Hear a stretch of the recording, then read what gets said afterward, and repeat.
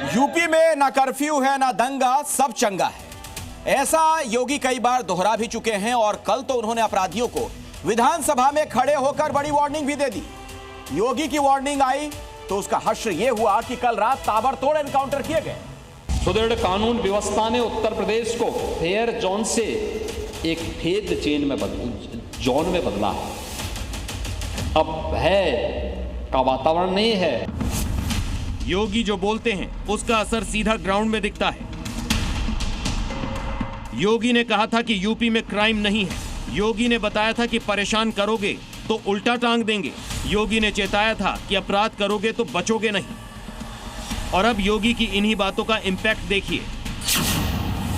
योगी की विधानसभा में गूंज वाली रात ही योगी फोर्स ऐसे एक्शन में दिखी कि 2 नहीं बल्कि 5 जगह बड़े एनकाउंटर योगी फोर्स ने किए। जगह भले ही अलग अलग हैं, लेकिन अपराधियों का अंजाम एक सा ही है।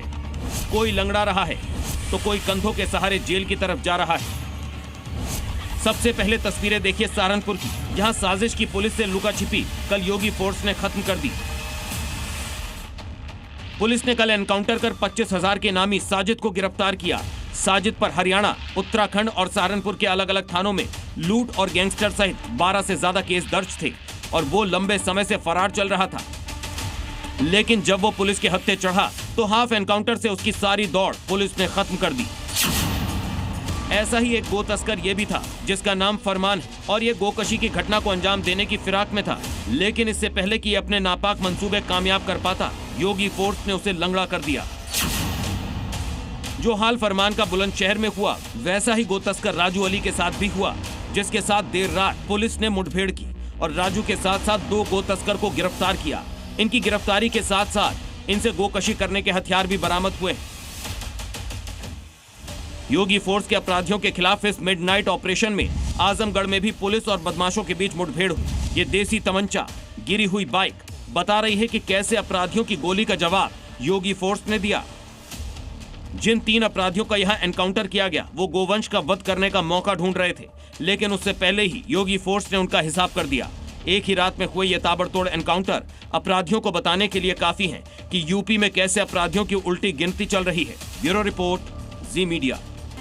तो जहां एक तरफ शिव भक्तों की सुरक्षा की तैयारी पूरी की गई, वहीं कांवड़ यात्रा के बीच एक तस्वीर ऐसी भी देखने को मिली है जिसकी सोशल मीडिया पर हर तरफ बहुत चर्चा है। यहां एक महिला बुर्के में हर हर महादेव कहती दिखी।